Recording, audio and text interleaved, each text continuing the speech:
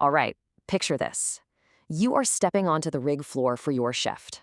I want you to take a second, mentally scan the site, and ask yourself, what is literally the most aggressive, dangerous chemical hazard you're going to handle today? Is it the drilling mud itself? Maybe the lubricants? Well, if you guessed these deceptively simple, totally harmless looking white pellets, you'd be absolutely right. This is caustic soda. Chemically, it's known as sodium hydroxide, or NaOH. Now, it might look like coarse salt, but trust me, it is an absolute beast of a chemical. Welcome to This Explainer. Today, we are diving deep into the world of caustic soda. But more importantly, we're really focusing on your hero's armor. That means the 4 essential personal protective equipment items that serve as your absolute, non-negotiable defense against a catastrophic injury. Because once you understand the raw science behind these protocols, you are never going to look at a bag of NaOH the same way again. So, here's our roadmap for today. We've got 1, the beast, 2, the threat, 3, the armor, 4, the battle, and 5, the failsafe. Let's get right into it. Section 1. The beast. Why we need NaOH. Okay, so NaOH has a pretty unique chemical profile. As we saw, it comes in these white flakes or pellets, and it is highly, highly soluble in water. But take a look at that pH level. A 1% solution hits a pH of around 13. I mean, that is incredibly strong alkalinity. And right below that, the heat of dissolution is listed as highly exothermic. In plain English, that means the second it touches water, it releases a massive amount of heat. These properties make it incredibly powerful for the mud, but as we're going to see, incredibly risky to handle. The crucial takeaway here is that NaOH is really the chemical backbone of our drilling fluid. Without it, the whole mud system kind of falls apart. It stabilizes the mud's pH right in that sweet spot, around 9.5 to 11.5. And that high pH environment is vital because it actually neutralizes deadly hydrogen sulfide gas, H2S, before it can ever harm the crew.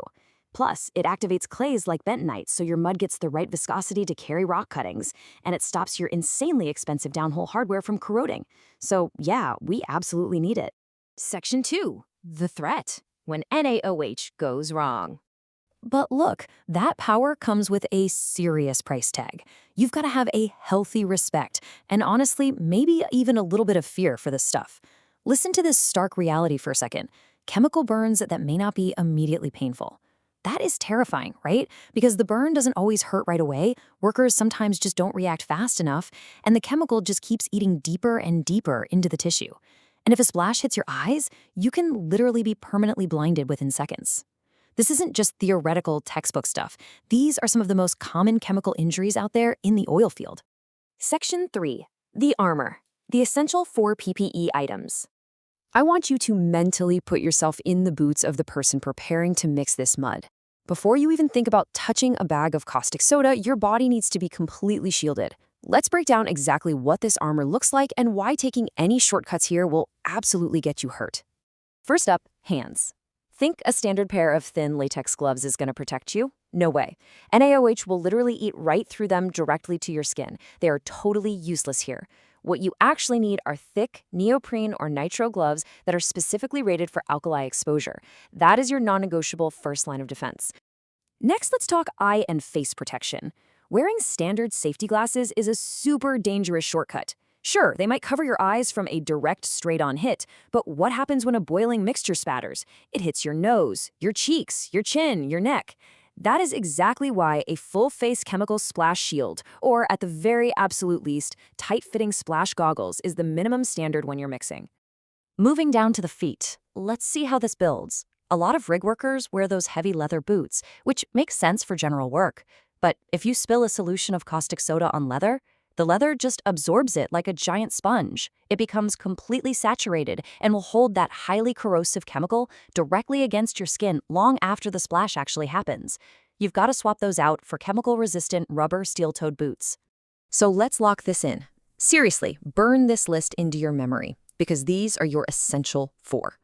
Neoprene or nitrile gloves, a full face shield, a waterproof chemical-resistant apron or coverall to protect your body, and chemical-resistant rubber boots. Never, ever assume that just because you've mixed mud 100 times safely, you can somehow skip one of these. Section 4. The battle. Safe mixing rules. Remember when we mentioned the term exothermic earlier? Just as a refresher, an exothermic reaction is one that releases significant heat. If you get the mixing sequence wrong here, the heat release is so violent that the water will instantly boil, generate a ton of steam, and violently spatter this hot corrosive liquid in literally all directions. To prevent that crazy explosion of steam and chemical, you must follow the golden rule of mixing. Step 1, establish your water and base fluids circulating in the system first. Step 2, slowly add the caustic soda to the water. Never, under any circumstances, pour water onto a pile of dry NaOH. You always add the chemical to the water, not the water to the chemical. 140 degrees Fahrenheit. That is your critical threshold. If your active mud returns from the wellbore and it's already hot, say sitting above 140 degrees, you have to be incredibly careful. Remember, NaOH adds more heat. So in hot conditions, you must drastically slow down your addition rate, reduce your batch size by about 25 to 30%, and really extend your circulation time so the whole system can cool down. And that brings us to the actual physical addition. You don't just dump a massive bag into the hopper and call it a day. Precision is totally key here. You want to make small, incremental additions. Typically, we're talking 25 to 50 pounds at a time.